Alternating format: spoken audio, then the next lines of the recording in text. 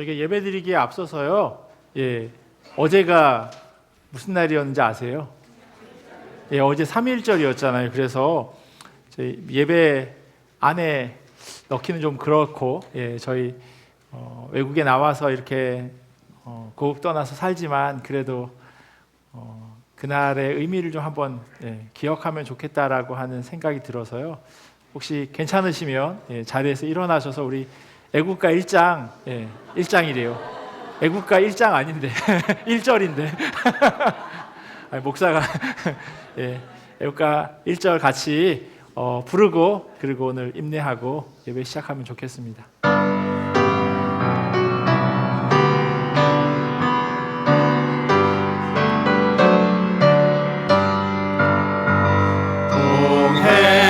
동해물과 백두산이 마르고 닳도록 하나님이 보호하사 우리나라 만세 무궁화 삼천리 화려한 산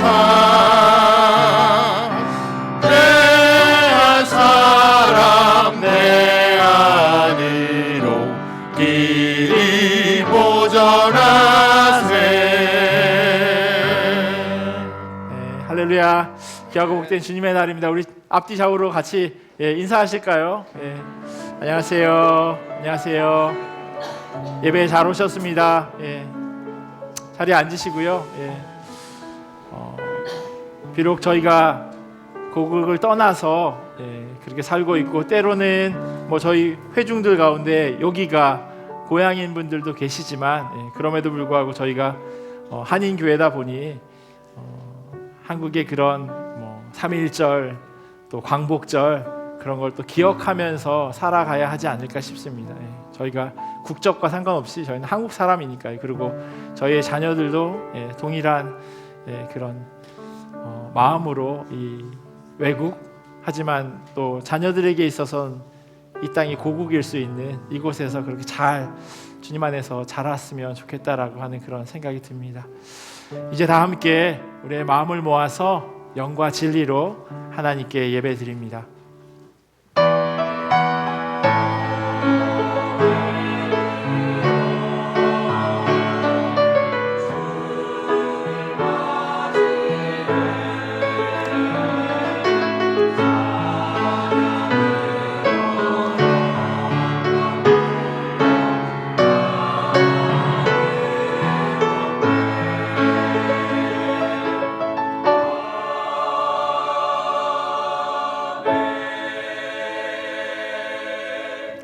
할렐루야. 우리 하나님께 찬양함이 선함이요 찬송함이 아름답고 마땅하도다.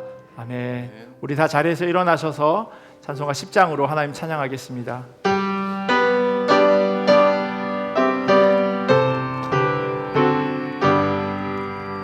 전능왕 오셔서 주 이름 찬송케 하옵소서. 영광과 권능의 성부여 오셔서 우리를 다스려 주옵소서. 강생한 성자여 오셔서 기도를 들으소서. 택하신 백성들 복 내려주시고 거룩한 마음을 주옵소서. 위로의 주 성령 오셔서 큰 증거 주옵소서. 원능한 주시여 각 사람 마음에서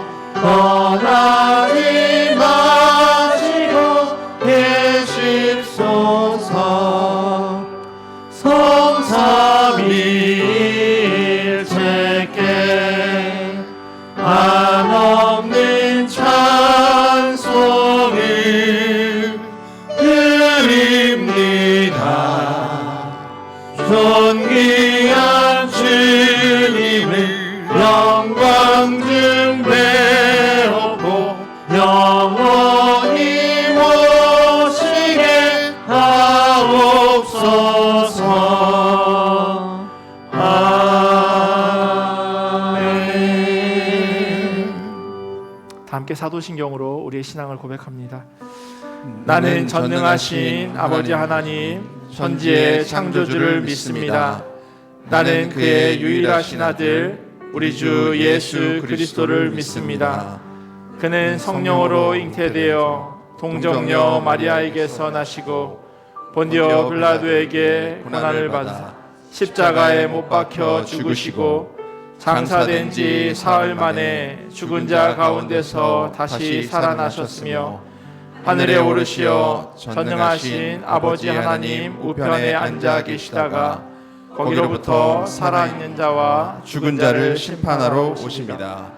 나는 성령을 믿으며 거룩한 공교회와 성도의 교제와 죄를 용서받는 것과 몸의 부활과 영생을 믿습니다. 아멘. 오늘도 복된 주일 우리 하나님께서 저와 저희 모두를 예배의 자리로 인도하셨습니다. 우리와 함께 항상 함께 하시고 그 이름만으로도 거룩하시며 오늘 예배를 위해서 우리와 함께 하신다는 그 마음으로 기쁜 마음으로 박수 치시면서 찬양하시겠습니다.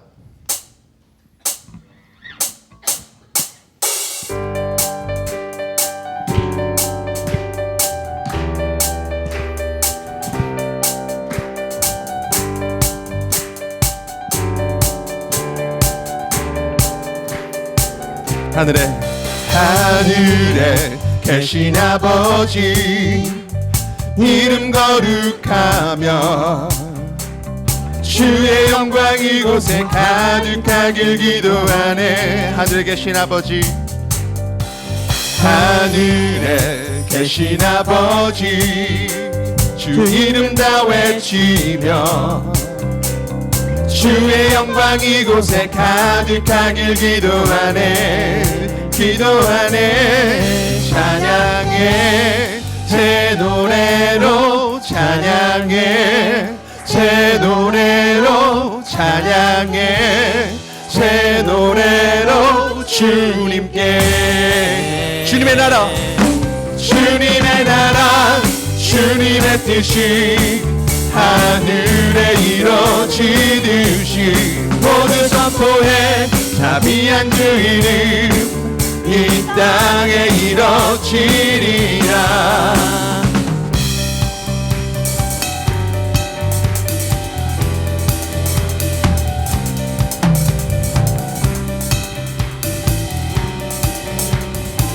다 같이 선포하시겠습니다. 날마다 일용할 양식 은혜로 주소서. 예수 이름으로 우리 모두 기도하네. 아멘. 시험에 들게 마시고 시험에 들게 마시고 악에서 구원하소서. 예수 이름으로 우리 모두 기도하네. 기도하네. 찬양해 제 노래로 찬양해 제 노래로 찬양해 제 노래로 주님께. 다같이 선포하시겠습니다. 주님의 나라 주님의 나라 주님의 뜻이 하늘에 이루어지듯이 모두 선포해 자비한 주 이름 이 땅에 이루어지는 주님의 나라 주님의 나라 주님의 뜻이 하늘에 이루어지듯이 모두 선포해 자비한 주 이름 이 땅에 이루어지는 모든 나라 주께 모든 나라 주께 모든 권세 주께 모든 영광 영원히 아멘. 모든 나라 주께 모든 권세 주께 모든 영광 영원히 아멘. 모든 나라 주께 모든 권세 주께 모든 영광 영원히 아멘. 모든 나라 주께 모든 권세 주께 모든 영광 영원히 아멘. 주님의 나라 주님의 뜻이 하늘에 이루어지듯이 모두 선포해 자비한 주 이름 이 땅에 이뤄지리 주님의 나라 주님의 나라 주님의 뜻이 하늘에 이뤄지듯이 모두 선포해 자비한 그 이름 이 땅에 이뤄지리라 주님의 나라 주님의 뜻이 하늘에 이뤄지듯이 모두 선포해 자비한 그 이름 이 땅에 이뤄지리라.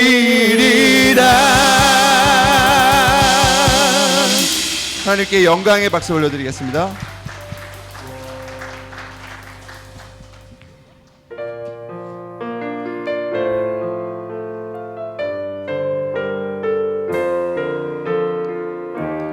우리 연약함 속에서도 주께서 오늘도 함께 하십니다.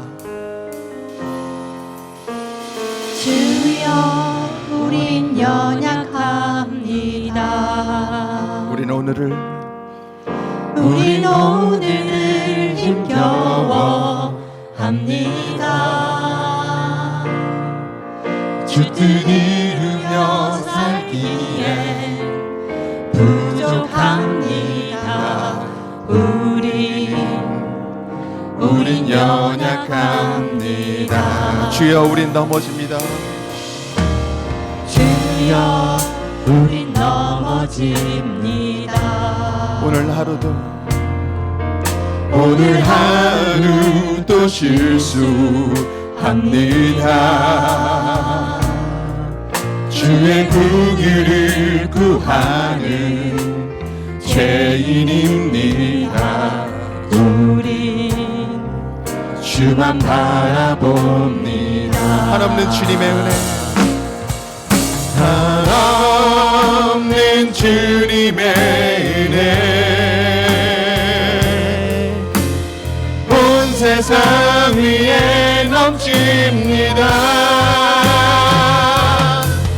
아릴 수 없는 주 영광 온 땅 위에 충만합니다.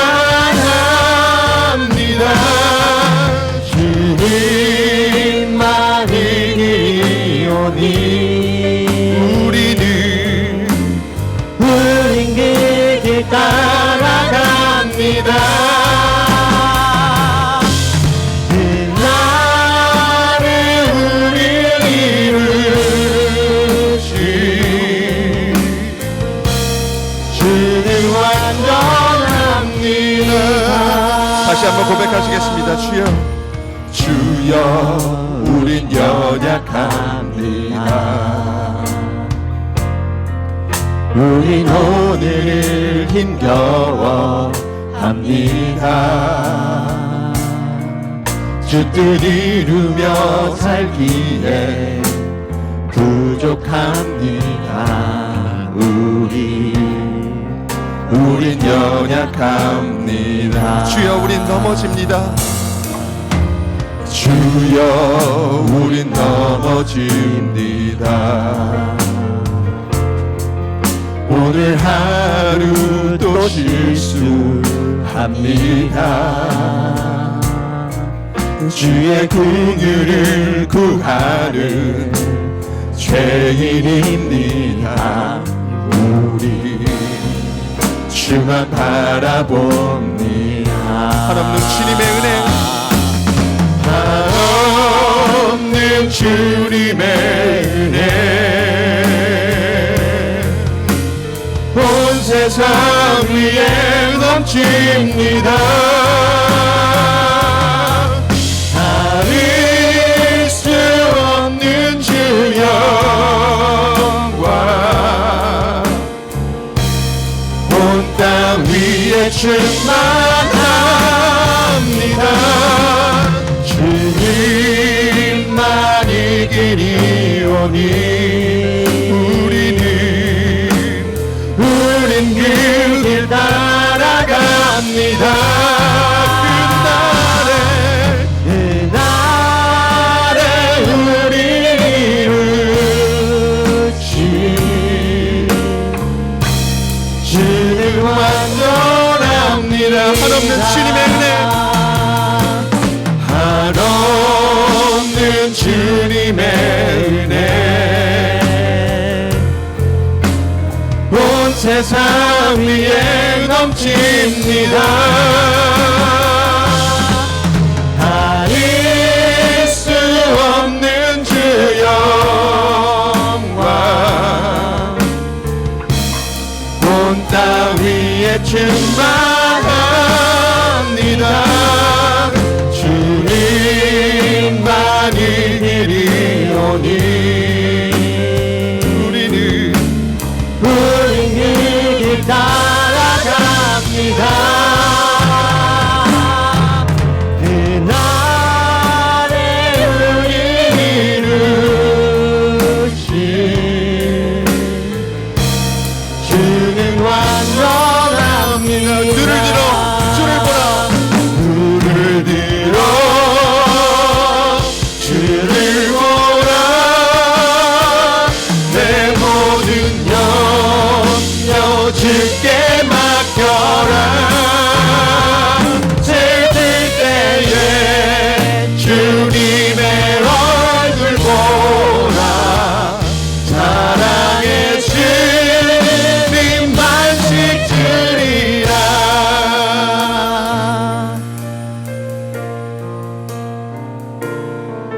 어려운 마음들 오늘 이 시간 찬양하시면서 주님께 고백하는 그 시간이 됐으면 좋겠습니다. 외로울 때 주님의 얼굴 보라.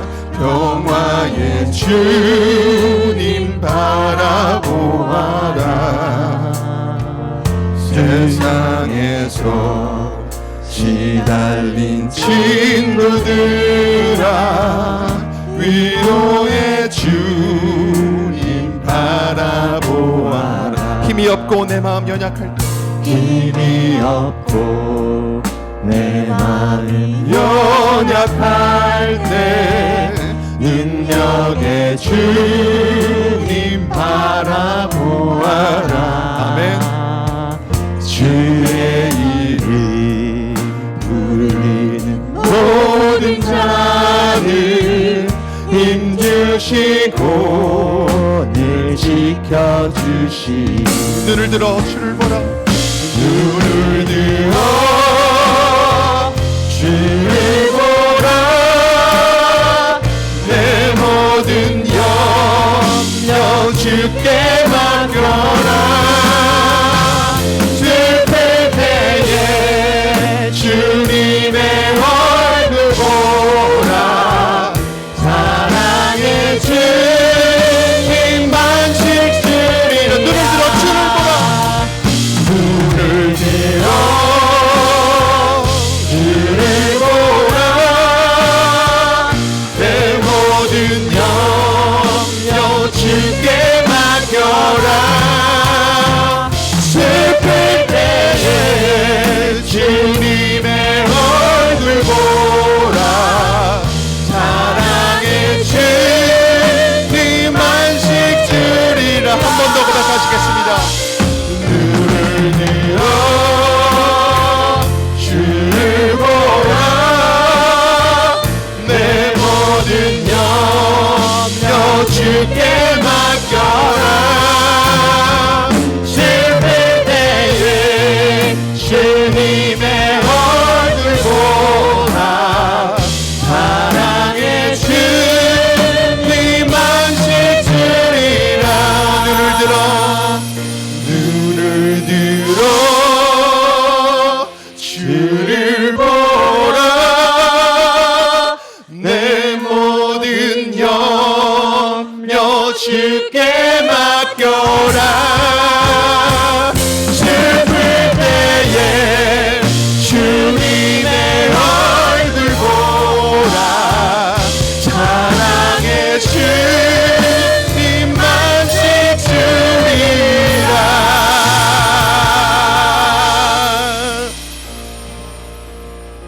사랑이 많으신 하나님 아버지, 오늘 이 시간 주님의 은혜와 사랑에 감사드리며 기도드립니다. 우리의 삶 속에서 주님의 인도하심과 사랑을 경험하며 어떠한 어려움 속에서도 주님을 의지하게 하심에 감사드립니다. 주님의 완전하심을 믿습니다. 우리는 부족하지만 주님은 변함없이 신실하시고 우리를 완전하게 인도해 주십니다.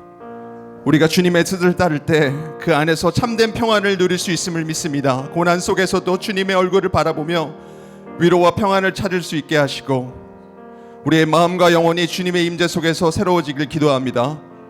주님의 뜻대로 살아가길 원하며 이 시간 기도하며 나아가시겠습니다. 눈을 들어 주를 보라. 내 모든 염려 칠때 맡겨라. 슬플 때에 주님의 얼굴 보라. 사랑의 주님 안식 들이라. 눈을 들어 주를 보라. 내 모든 염려 주께 맡겨라. 슬플 때에 주님의 얼굴 보라. 사랑의 주님 안식 들이라.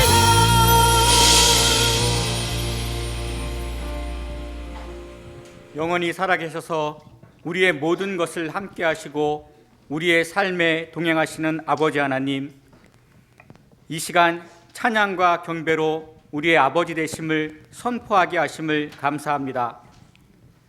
하나님, 이 세상을 살면서 하나님이 왕이신 하나님 나라가 아닌 우리들이 왕인 나라를 위해 일했고 일용할 양식에 만족하지 아니하고 큰 창고에 거두어 들이게만 마음을 다했으며 우리의 죄를 사함받고도 이웃을 용서하지 아니하고 이 땅에서의 자랑만을 열심히 쫓아왔던 우리의 삶을 회개합니다. 이 예배를 통하여 하나님이 창조하신 원래의 모습을 회복하고 하나님의 백성으로 오직 하나님 한 분만으로 날마다 기쁘게 살아가는 우리 모두가 되기를 기도드립니다. 하나님, 우리 나야가라 교회를 하나님 얼굴 앞에 올려드립니다. 하나님께서 우리와의 친밀한 관계를 원하시듯 시니어부로부터 영아부의 어린아이까지 함께 사랑으로 하나 되어 기쁨과 감사가 넘치는 교회 되기를 기도드립니다. 세상과 어우러지기 위한 작은 시작인 시니어 대학이 계속 진행되고 있는데 더 많은 소통의 사역들로 사회와 세상에 빛을 비추는 교회 되길 원합니다. 또한 앞으로 진행될 황종직 선거 일정에도 우리가 하나 되어 우리보다는 주님이, 말씀이 교회가 우선되게 하시며 먼저 섬기며 함께 참여하여 아름답게 지어져가는 교회 되게 하시옵소서. 또한 이번 주부터 시작되는 사순절을 위해 기도합니다. 고난 가득한 이 세상이 끝이 아니기에 예수님의 부활을 기대하며 소망하고 삶의 자리에서 섬김과 나눔의 열매로 우리가 그리스도임을 세상에 드러내며 살게 하시옵소서. 하나님의 공의가 이루어지길 기도합니다. 우리가 떠나온 조국 대한민국과 이곳 캐나다 및 많은 분쟁 지역과 마음이 상한 자들에게 하나님의 의가 드러나길 기도합니다. 나만 옳고 상대방이 틀린 것이 아니라 오직 하나님의 말씀과 의를 진리로 인정하게 하시고 평화와 평안이 이 세상의 가운데 이루어지기를 기도합니다. 말씀을 선포하는 이충민 목사를 주님의 강한 손과 편팔로 붙드시고 우리의 마음밭에 귀한 말씀이 뿌려질 때에 아멘으로 받게 하소서. 받은 말씀대로 우리의 생각과 마음이 하나님께 향하고 예배를 통하여 다시 한번 힘을 얻고 허락하신 삶의 자리를 하나님의 자녀답게 살아낼 수 있도록 은혜를 구합니다. 우리를 향하신 하나님의 계획과 능력, 사랑과 위로와 소망이 선포되고 감사와 기쁨이 충만한 신령과 진정으로 드리는 예배되게 하시옵소서. 또한 이 시간 드려지는 할렐루야 찬양대의 찬양과 교사들의 수고와 봉사자들의 애씀이 땅에 떨어지지 않고 하나님을 기쁘시게 하고 또한 세계 곳곳에서 하나님의 사랑과 은혜를 나누는 선교사님들의 사역에 성령 충만케 하시어 살아계신 하나님이 온전히 전파되길 원합니다. 하나님의 아들로 이 땅에 오셔서 우리를 사랑하시기에 우리 죄를 위하여 십자가를 지시고 부활하시고 우리에게 부활의 소망이 되신 구세주 예수 그리스도의 이름으로 기도합니다. 아멘.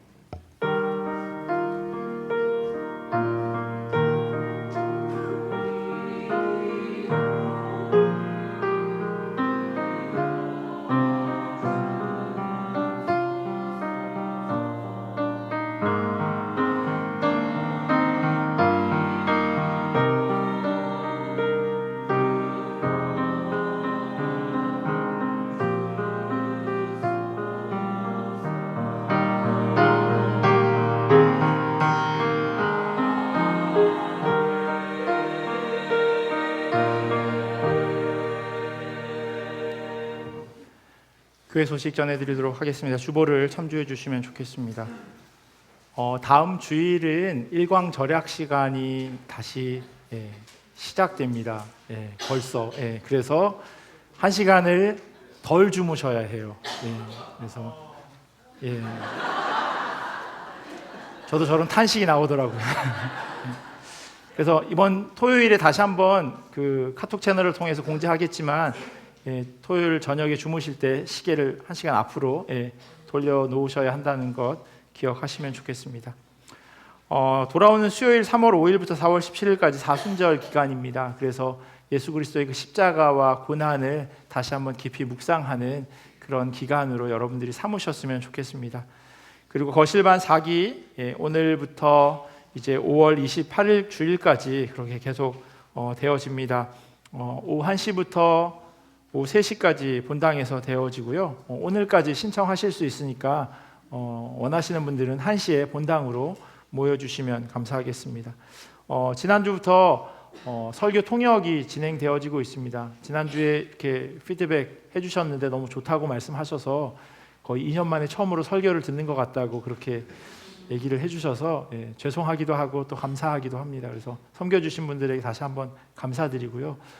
영어로 설교를 듣기를 원하시는 분들이 계시면 2부 예배 때 이렇게 참석하실 수 있도록 안내해 주시면 좋겠습니다. 다음 주 3월 11일 화요일부터 14일까지요. 청소년부에서 그 유스코스타에 19명의 청소년들이 참석합니다. 그래서 다녀오는 길 가운데 안전하고 또 그곳에서 또 청소년들이 하나님 귀하게 만날 수 있도록 기도해 주시면 좋겠습니다. 예배 후에요. 항존식 선거 관련해서 선거관리위원장 되시는 강우석 장로님께서 안내를 좀 해주실 텐데요.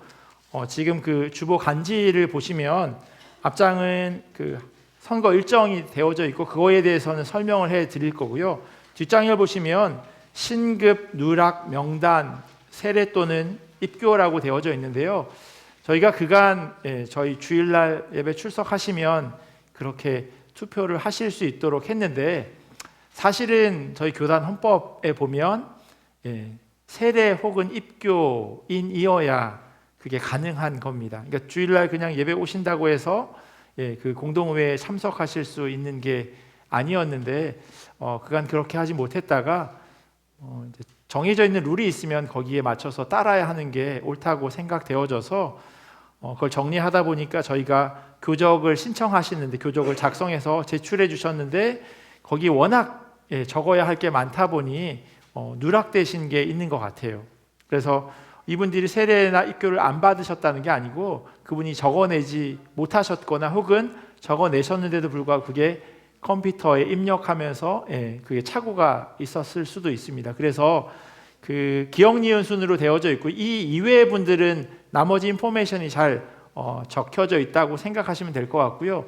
명단에 있으신 분들은 그 본당 앞에 데스크에 보면 그 체크하시는 곳이 있어요. 본인 이름 그리고 옆에 교회 언제 등록하셨는지 그리고 세례 혹은 입교에 동그라미를 쳐주시고요. 그리고 나서 그 옆에 날짜도 적어주시면 좋겠습니다. 정확하게 몇 월 며칠인지는 기억 못하시겠지만 몇 년도, 그러니까 내가 뭐 15살에 받은 것 같으면 그렇게 적어주시면 좋겠습니다. 몇 월 며칠까지는 기입하지 못하시더라도 몇 년이라도 기입해 주셔야 그걸 교회에 업데이트해서 이런 공동회 하는데 지장이 없도록 그렇게 도와드릴 수 있을 것 같습니다. 또 선거 관련해서 자세한 사항은 예배 후에 강석 장로님이 나오셔서 설명해 주시겠습니다.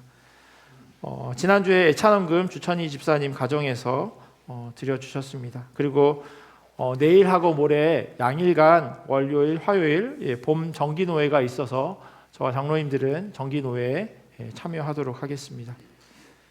나머지 광고는 주보를 참조해 주시면 좋겠습니다. 우리 할렐루야 성가대 나오셔서 찬양해 주시겠습니다.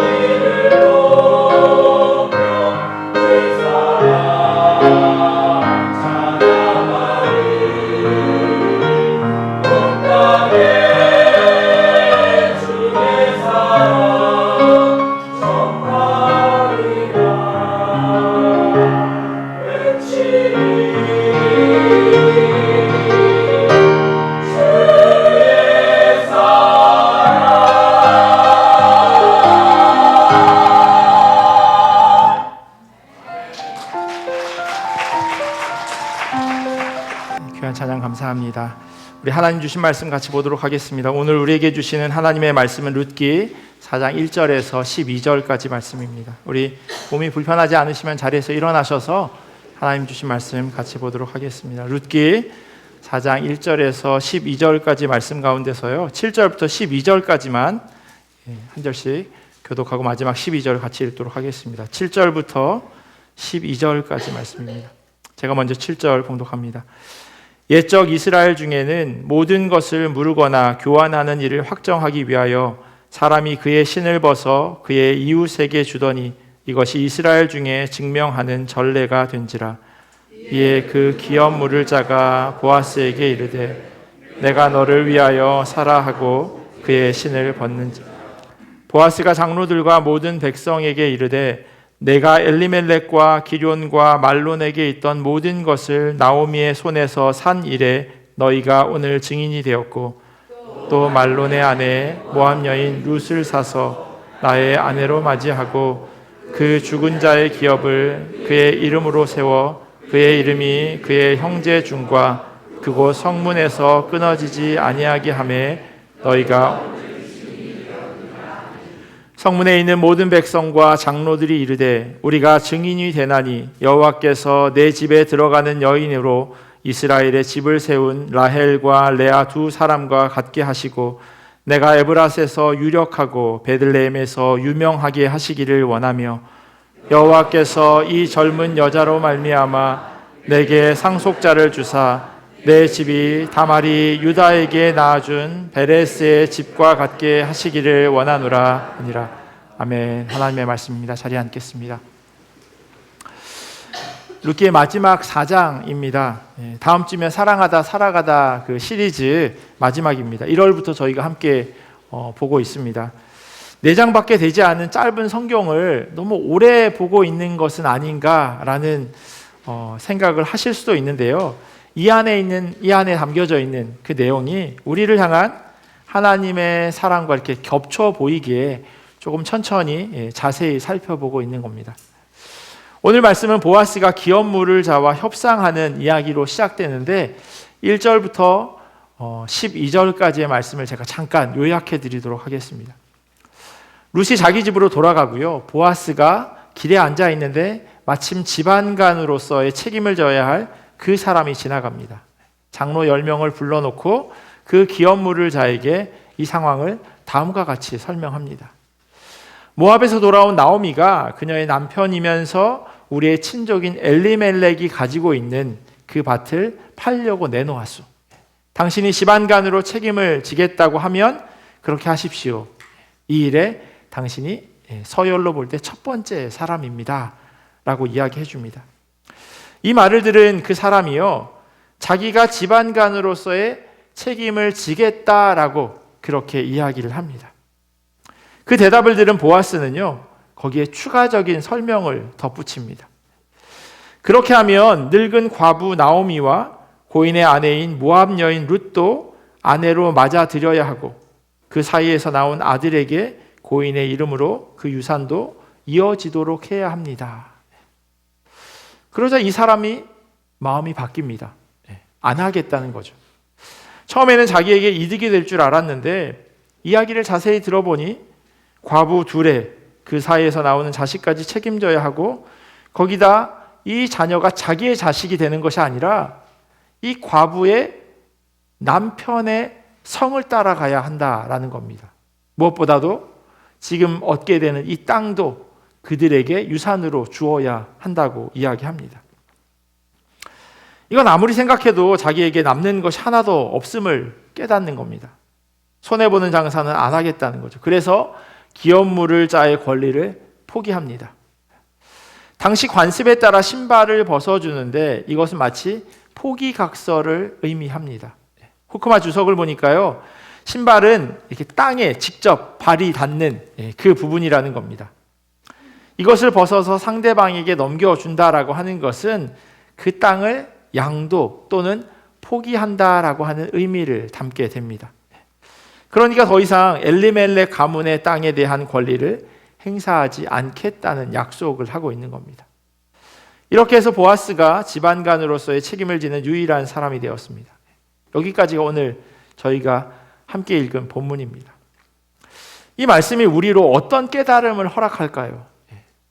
룻과 보아스, 보아스가 룻의 그 가족을 책임지는 것, 그 집안을 책임지는 이 계약이 도대체 오늘을 살아가는 우리와 무슨 상관이 있는 걸까요? 처음부터 다시 차근차근 살펴보면서요, 이 속에 담겨져 있는 그 깊은 의미를 함께 발견하면 좋겠습니다. 오늘 이 이야기의 시작은요, 말씀드린 대로 1절에 기록되어져 있는 기업 물을 자. 세번역 성경에는 집안간으로서 책임을 지는 사람을 만나는 장면에서부터 시작합니다. 보아스가 성문에 올라가서 앉아 있는데요.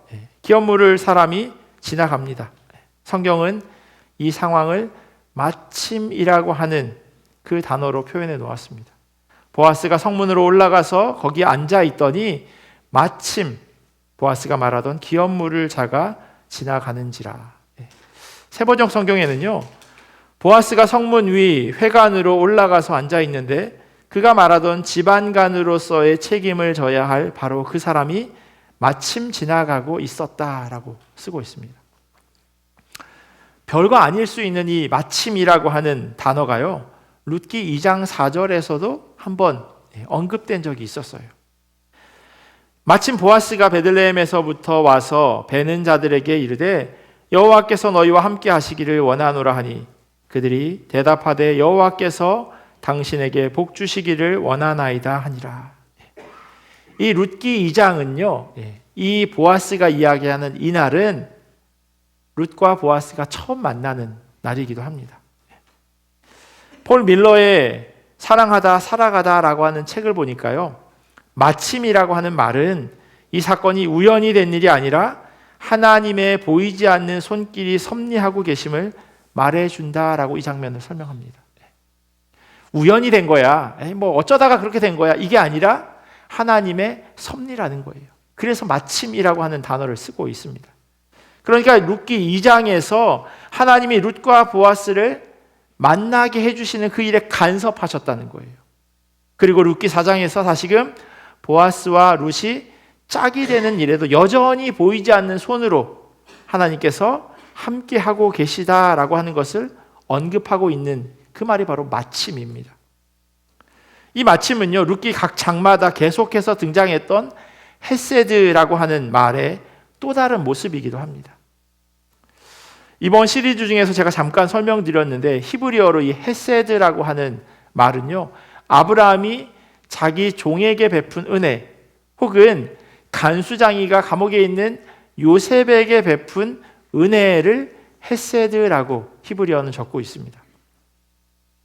그러니까 사람 사이에서 베풀어지는 도움이나 혹은 고마운 일, 그걸 헤세드라고 쉽게 이해할 수 있다는 겁니다. 뿐만 아니라 사람과 하나님과의 관계에서도 이 헤세드라고 하는 단어를 사용합니다. 하나님께서 우리 인간을 향한 마음, 특별히 약속에 기반한 변하지 않는 사랑, 그것을 성경에서는 헤세드라고 이야기해요. 룻기 1장, 2장, 3장에요, 한 번씩 이 헤세드가 등장합니다. 첫 번째는요, 룻기 1장 8절에 시어머니 나오미가 자기 며느리들을 향한 말 가운데 이 헤세드가 등장해요. 나오미가 두 며느리에게 이르되 너희는 각기 너희 어머니의 집으로 돌아가라. 너희가 죽은 자들과 나를 선대한 것 같이 여호와께서 너희를 선대하시기를 원하며 라고 기록합니다. 여기에서 선대하다라고 하는 단어가 바로 헤세드예요. 나오미는 두 며느리들이 자기를 따라 유다 땅으로 돌아가려고 하는 것에 대해서 너무나도 고마워합니다. 그들이 있었던 곳은 모압, 그러니까 며느리들의 고향이면서 친정이에요. 나오미가 다시금 베들레헴으로 돌아가겠다고 했을 때 며느리들이 따라 나서지 않겠다고 말한다면 나오미로서는 아무것도 할 수 있는 게 없었습니다. 이 며느리들에게는 부모, 형제, 거기다 친척들이 있었을 거예요. 자기 편이 되어줄 사람이 주변에 많이 있는 반면 나오미는 홀로 남은 사람입니다. 혹 며느리들의 가족들이 그녀들을, 그러니까 이 며느리들을 이 모압 땅에서 벗어나지 못하게 한다면, 그렇게 하지 못하도록 막아선다면 나오미로서는 할 수 있는 게 아무것도 없어요. 과부 혼자서 뭘 할 수 있겠습니까? 당시 문화에서. 그럼에도 두 며느리가 나오미를 따라 나선 겁니다. 그 마음이 너무나도 귀해서 며느리들에게 너희가 나를 선대한 것처럼 하나님께서도 똑같이 너희에게 선대하기를 간구합니다. 하나님이 이 여인들에게, 그리고 이 여인들이 나에게 해준 이 모든 것이 헤세드라고 그렇게 설명하고 있어요. 며느리들이 시어머니에게 헤세드 해주었고요. 시어머니는 하나님께 그녀들에게 헤세드 해주기를 기도하고 있는 겁니다. 며느리들은요, 자기 삶을 포기한 겁니다. 그리고 나오미 역시 그녀들을 돌려보내는 것을 통해서 자기의 권리를 내려놓고 있습니다. 성경은 이 장면에서 헤세드라고 하는 단어를 씁니다. 두 번째, 룻기 2장에 다시 한번 헤세드가 등장해요. 룻기 2장 20절 말씀인데요. 나오미가 자기 며느리에게 이르되 그가 여호와로부터 복받기를 원하노라. 그가 살아있는 자와 죽은 자에게 은혜 베풀기를 그치지 아니하도다 하고, 나오미가 또 그에게 이르되 그 사람은 우리와 가까우니 우리 기업을 물을 자 중에 하나이니라 하니라. 우선 나오미는요, 보아스가 하나님으로부터 복받기를 간구합니다. 왜냐하면 자기와 룻을 너무나도 잘 대해 주었으니까요. 저녁에 룻이 무사히 밭에서 돌아왔고요. 자루에서 보리 한 에바와 볶은 곡식을 꺼내 놓습니다. 나오미는 룻에게 자초지정을 물었고요. 이 모든 일을 아낌없이 베풀어준 보아스에게 자기가 고마움을 표현할 방법이 기도밖에 없다는 것을 알고 있었습니다. 죽은 자는 보아스에게 아무것도 갚을 수 없죠. 그리고 살아있는 이 두 여인 역시 텅 비어서 돌아온 것이나 마찬가지인 아무것도 가진 것 없는 두 과부가 무엇으로 보아스에게 이 은혜를 갚을 수 있겠습니까? 이 텅 빔을 나오미만 알고 있었던 것은 아니에요. 보아스 역시도 당연히 알고 있었죠. 그럼에도 보아스는 자기에게 돌아올 어떤 이익도 기대하지 않는 베풀음을 허락합니다. 심지어 룻기 2장의 시작은요, 이 보아스가 어떤 사람인지를 이야기해 주고 있어요. 유력한 자, 즉 재력이 있는 사람이라고 이야기합니다. 그러니까 그녀들로부터 어떤 도움도 받을 필요가 없는 사람이라고 하는 것을 전제하고 2장이 시작되어지고 있었던 거예요. 그러니 보아스의 헤세드는요, 되돌려 받을 것을 전혀 기대하지 않은 은혜였습니다. 그리고 마지막 세 번째, 룻기 3장에 다시 한번 헤세드가 나옵니다. 룻기 3장 10절 말씀이에요. 그가 이르되 내 딸아 여호와께서 내게 복 주시기를 원하노라. 네가 가난하건 부하건 젊은 자를 따르지 아니하였으니 네가 베푼 인애가 처음보다 나중이 더하도다. 이것은요, 보아스가 룻이 헤세드를 행했다라고 이야기해 주는 장면입니다. 나오미는 하나님께서 며느리들에게 헤세드를 베풀어 달라고 기도했고요. 나오미는 또다시 자기와 룻을 선대한 보아스에게 헤세드를 부탁합니다. 하나님께 그렇게 간구하는 거죠. 그런데 이제 보아스가요, 룻이 시어머니를 따라 베들레헴에 온 행동에 대해서 헤세드라고 정의 내려주고 있습니다. 룻의 행동이 헤세드일 수 있는 이유는요, 이미 여러 차례 설명했던 것처럼 이방 땅이나 다름없는 유다의 베들레헴에 과부 나오미를 따라왔기 때문이에요. 고향이 모압에 남아 시어머니의 말대로 재혼을 하면 적어도 입에 풀칠은 할 수 있었을 겁니다. 그런데 룻은 나오미를 따라 나섰어요. 그리고 위험을 무릅쓰고 보리 추수하는 밭으로 들어갔고요. 그곳에서 보아스를 통해 헤세드를 룻이 경험했습니다. 하지만 보아스는요, 오히려 룻이 헤세드를 행했다라고 말해주고 있어요. 왜냐하면 그녀 역시 이 시어머니 나오미로부터 아무것도 돌려받을 것을 기대하지 않고 따라 나선 길이었기 때문입니다. 베들레헴에서 그녀를 귀하게 섬기는 그 모습, 룻의 이 모습은 헤세드일 수밖에 없습니다.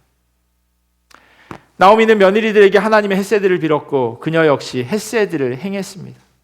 보아스는 나오미와 룻을 향해서 헤세드를 베풀었고요. 그리고 보아스는 나오미를 향한 룻의 이러한 마음이 헤세드다라고 말해주고 있습니다. 결과적으로요, 룻기 1장, 2장, 3장에서는 계속해서 이 헤세드를 이야기해주고 있습니다.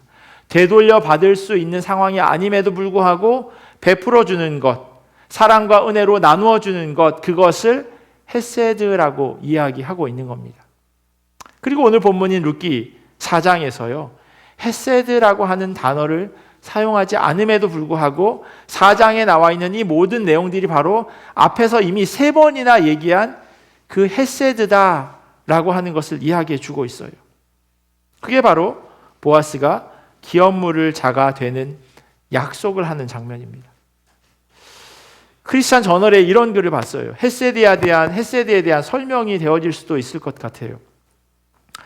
5살짜리 여동생이 오빠에게 이렇게 묻습니다. 오빠, 사랑이 뭐야? 오빠가 이렇게 대답해요. 사랑이란 내 가방 속에 있는 초콜릿을 네가 매일 훔쳐 먹는 것을 알면서도 내가 초콜릿을 계속 같은 곳에 넣어두는 거야. 이렇게 이야기했다는 거예요. 그래도 동생이니까 모른 척하면서 계속 초콜릿을 넣어두는 거죠. 그게 사랑 아니겠습니까? 만약 생소한 사람이 초콜릿을 훔쳐 먹는데도 불구하고 계속해서 그곳에 넣어둔다면 이건 더 진짜 큰 사랑일 겁니다. 오빠는 여동생으로부터 무언가를 나중에 돌려받을 것을 생각하면서 그러한 행동을 하는 것은 아닐 겁니다. 그냥 동생이니까 내어주는 거죠. 초콜릿을 훔쳐가는 대상이 생소한 사람이라면 그건 더 큰 사랑일 수밖에 없습니다. 며느리들을 돌려보내며 헤세드를 빌었던 나오미가 그러했고요. 두 과부를 선대한 보아스의 행동 역시 헤세드였고 나오미를 향한 룻의 마음 역시 헤세드입니다. 이 모든 것이 상대방으로부터 이익을 취하는 것으로 시작하는 것이 아니에요. 오히려 손해볼 수밖에 없는 상황임에도 불구하고 상대방을 품고 안는 그러한 모습이 담겨 있습니다. 룻기 1장, 2장, 3장 계속해서 이런 내용이 적혀 있기에 마치 모든 사람들이 이들과 같은 삶을 살아간다고 착각할 수 있어요. 하지만 실상 우리가 살아가는 세상은 그렇지 않습니다. 그래서 룻기 4장에요. 그러한 사람 하나가 등장해요.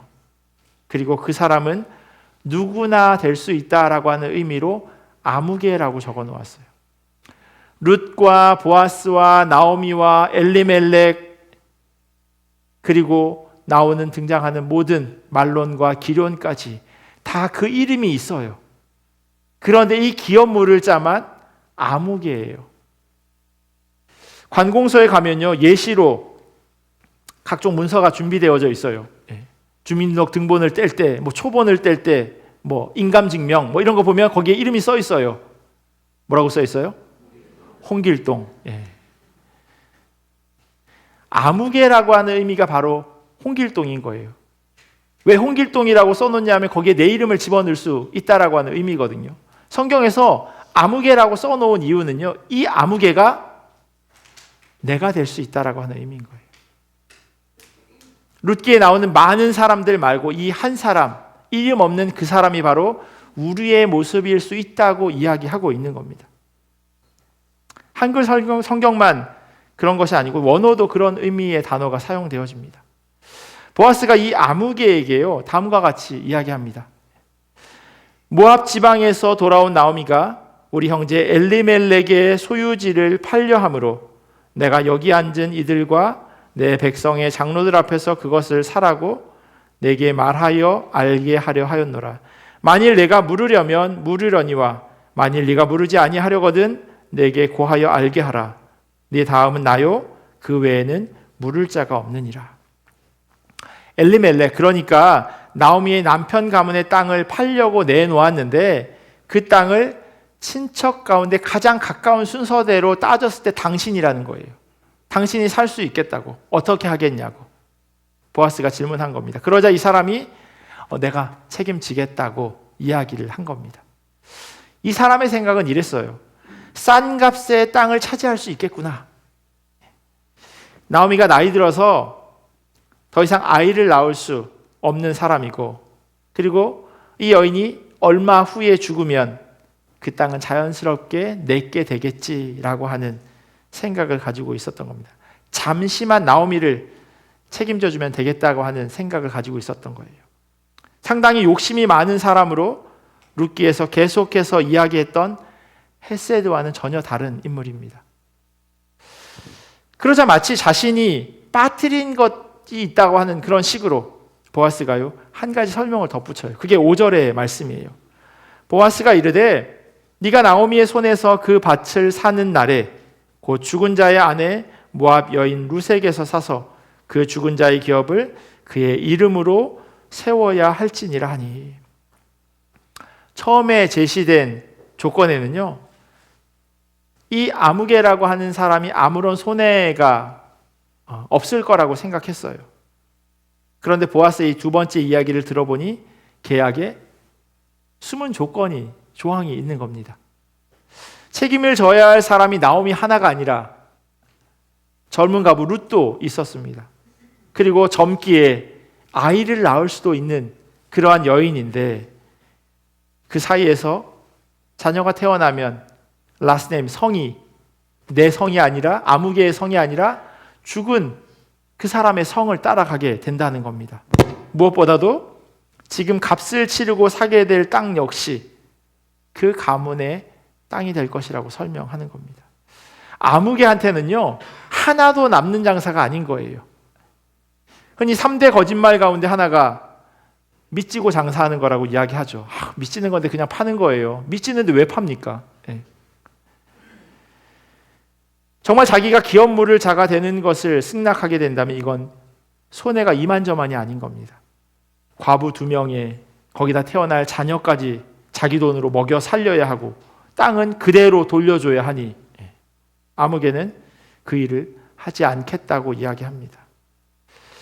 NIV 성경에 보면요, 기업물을 짜라고 하는 이 단어를 The Kinsman Redeemer라고 적어놓고 있어요. Kinsman은 친척이라고 하는 그런 의미고요. Redeemer라고 하는 그 말은 영어 사전에 다시 사들이는 사람, 저당물을 찾는 사람, 몸값을 주고 빼내는 사람이라고 되어 있습니다. 그리고 그 바로 사전 아래에요, 더 리디머라는 말이 적혀 있고 구세주 예수 그리스도라는 설명이 붙어 있습니다. 리딤이라고 하는 말은 어려운 말로 오늘 설교 제목에 있는 대속이라고 하는 뜻이에요. 남의 죄를 대신하여 벌을 받거나 속죄하는 것. 이 사람은 죄가 없는데 대신하는 거예요. 기독교에서 예수님께서 십자가에 못 박혀 죽으심으로 그 보혈로 우리의 죄가 깨끗하게 되는 것, 그걸 대속이라고 이야기합니다. 리딤이죠. 그래서 예수 그리스도가 바로 더 리디머인 겁니다. 왜냐하면 우리를 대신해서 제물이 되어 주셨으니까요. 나오미, 룻, 보아스 이들은요, 다른 사람들을 위해 손해보는 사랑을 선택했습니다. 그것은 어떤 면에서 대속의 의미를 보여줍니다. 보아스가 맡은 역할은요, 더 킨스맨 리디머라고 해도 과언이 아닙니다. 보아스의 이러한 손해보는 선택을 사실 우리는 이해할 수 없습니다. 룻이 너무나도 미인이었기에, 너무나도 사랑스러워서 일부러 자기가 기업 물을 자가 되었을까요? 절대 아닐 겁니다. 말씀드렸듯이 룻기는 우리에게 남녀의 로맨스를 이야기하고 있는 책이 아니에요. 그렇다고 해서 만들어진 가상의 이야기를 적어 놓은 것도 아닙니다. 룻기는요, 오늘 이 말씀을 통해서 우리를 향한 하나님의 사랑을 보여주고 있는 겁니다. 마치 그림자처럼요. 공교롭게도 이번 주 수요일은 제수요일, 애쉬 웬즈데이라고 부르는데, 이날로부터 예수님의 대속을 기억하는 사순절이 시작됩니다. 40days 동안의 사순절이 시작되는 거예요. 렌트라고 이야기하죠. 보아스가 스스로 기업 물을 자가 된 것은요, 완전한 헤세드의 모습이에요. 아낌없는 사랑이고 되돌려 받을 것을 전혀 기대하지 않은 그러한 베풀매 은혜입니다. 그리고 이것은 곧 십자가에서 우리를 위해서 죽으신 예수 그리스도의 모습이기도 합니다. 우리를 구원해 준다고 해서 예수님께서 뭘 돌려받을 수 있겠습니까?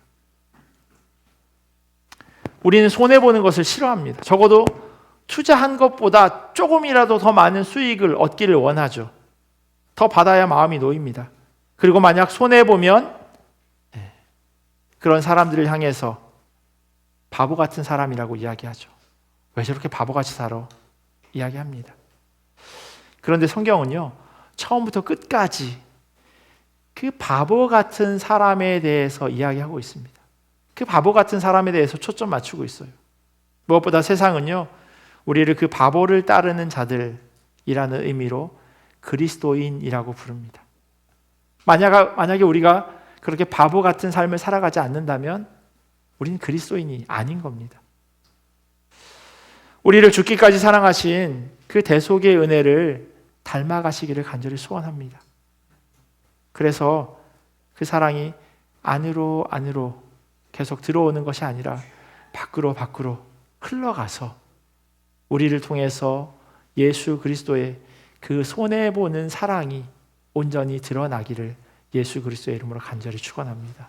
기도하겠습니다. 사랑의 하나님 감사합니다. 예수 그리스도의 사랑이 우리 안에 거하게 되어졌을 때 그것이 차고 넘쳐 밖으로 흘러내 보이는 자들 되기를 간절히 원합니다. 귀한 예수님의 제자의 삶을 살아가게 하시고 우리가 그 주님의 대속의 은혜를 닮아서 우리 역시도 그 모습 그대로 살아가는 자들에게 인도하여 주시옵소서. 우리가 살아가는 모습이 때로는 바보 같다고 세상 사람들이 손가락질한다 할지라도 예수 그리스도께서 그와 같은 삶을 사셨기에 성경은 우리에게 그 바보같이 산 예수님에 대해서 이야기하고 있기에 우리가 그 주님을 따라 살아가기를 소원합니다. 우리 힘으로 할 수 없사오니 성령님 우리의 마음을 붙잡아 주시옵시고 우리로 주님 기뻐하시는 대로 살아갈 수 있도록 인도하여 주시옵소서. 감사하며 사랑이 많으신 예수님의 이름으로 기도합니다. 아멘. 우리 주신 말씀 기억하면서 찬송가 95장 같이 찬양하시겠습니다.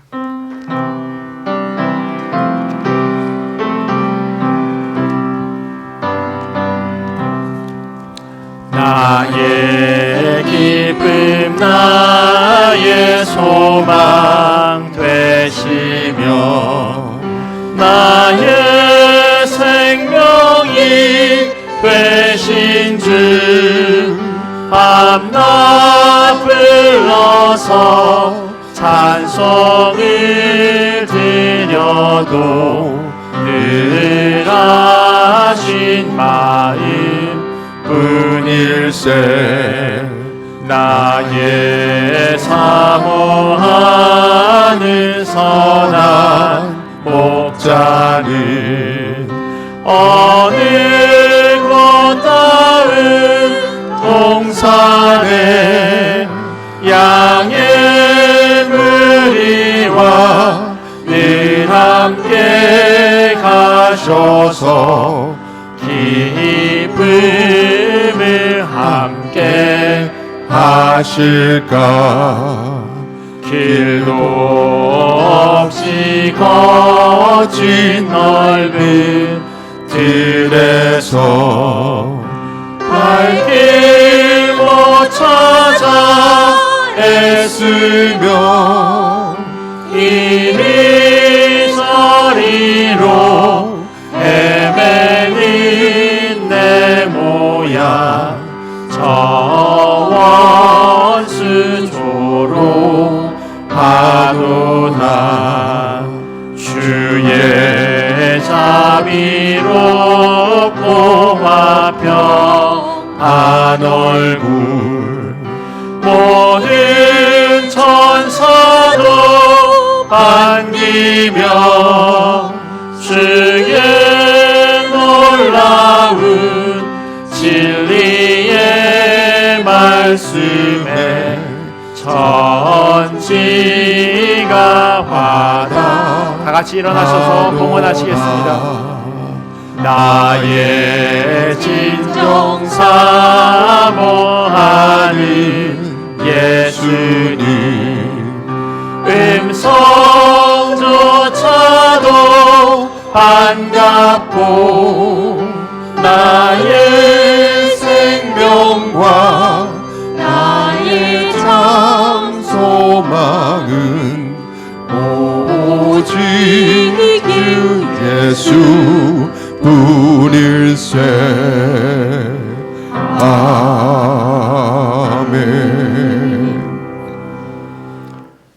필요함을 아시고 구하기 전에 채워주시는 나의 선한 목자 되신 예수님 감사합니다. 남은 학기 잘 마치게 하시고 날마다 주님과 동행하게 하소서. 하나님 아버지 항상 지켜주심에 감사드립니다. 범사에 감사드립니다. 한국 여행길에 늘 함께 동행해 주심에 집으로 돌아오게 됨을 감사드립니다. 나에가라 한인장로교회에 처음 왔을 때부터 모든 성도들의 따뜻한 마음을 느꼈습니다. 고맙습니다. 감사함을 잊지 말고 올 한 해도 기쁨으로 주님께 감사함으로 나아가게 해주시옵소서. 부모님에게 은혜 베푸심에 감사합니다. 어머님 아버님의 남은 여생이 더욱 형통하고 복되게 하옵소서. 찬원금 드렸습니다. 주님의 뜻 가운데 드림관이 건립되어 지역 주민들과 함께 지어져가는 교회되게 기도드립니다. 기도하겠습니다. 참 좋으신 하나님 감사합니다. 언제나 하나님께서 우리와 함께 하심에 감사하고 하나님께서 필요한 것들을 날마다 공급하여 주심에 감사합니다. 때를 따라 꼴을 먹여주시는 것처럼 우리의 삶을 인도하여 주시는 주님, 그 주님을 기억하게 하시고 모든 것이 하나님으로부터 왔기에 감사한 마음으로 주님 앞에 올려드리오니 하나님의 물질이 하나님 나라 위하여 귀하게 사용되어질 수 있도록 인도하여 주시옵소서. 물질뿐만 아니라 우리의 마음과 삶도 주님 앞에 올려드립니다. 하나님, 우리가 주님 기뻐하시는 대로, 주님 원하시는 대로 살아가게 하시고 그 모습이 주님께 영광되어질 수 있도록 인도하여 주시옵소서.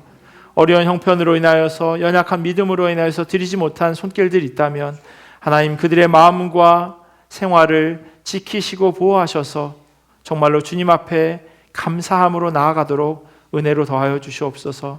그리하여 주님의 몸된 교회의 성도들 한 사람 한 사람, 이들의 삶의 어려움, 형편, 또 환경과 생업 가운데 언제나 주님께서 간섭하시고 개입하셔서 주님의 역사하심을 날마다 경험할 수 있도록 인도하여 주시옵소서. 지금은 우리 주 예수 그리스도의 크신 은혜와 하나님 아버지의 사랑하심과 성령님의 교통하심이 주님의 대속의 사랑을 닮아가기를 결단하는 주님의 자녀들 머리 위에, 그리고 이들의 가정과 삶의 자리와 주님의 몸된 교회 위에 지금부터 영원토록 함께 하시기를 간절히 축원하옵나이다.